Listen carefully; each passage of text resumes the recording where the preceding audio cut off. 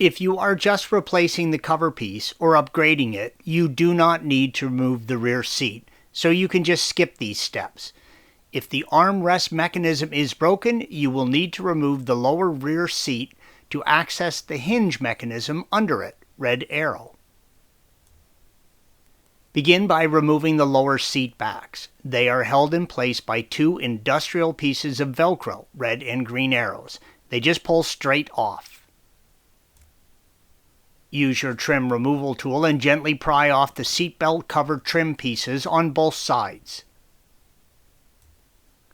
Use a 16mm deep socket and remove the nut holding each belt receptacle in place, red arrow. Remove the belt from the two mounting holes in the chassis.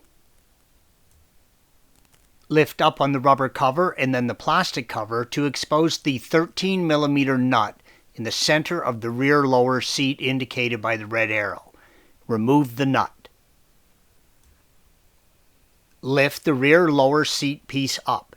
It is held in place by industrial Velcro and will take a surprising amount of force to separate, especially if it is the first time.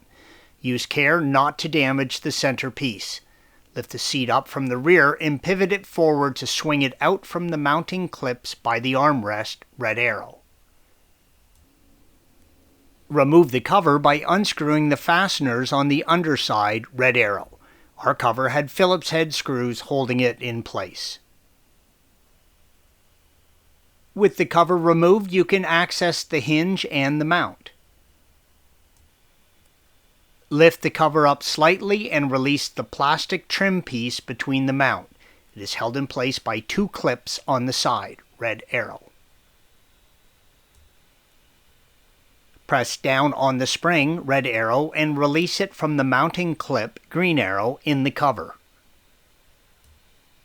Use a punch and gently punch out the retaining pin that holds the cover to the mount.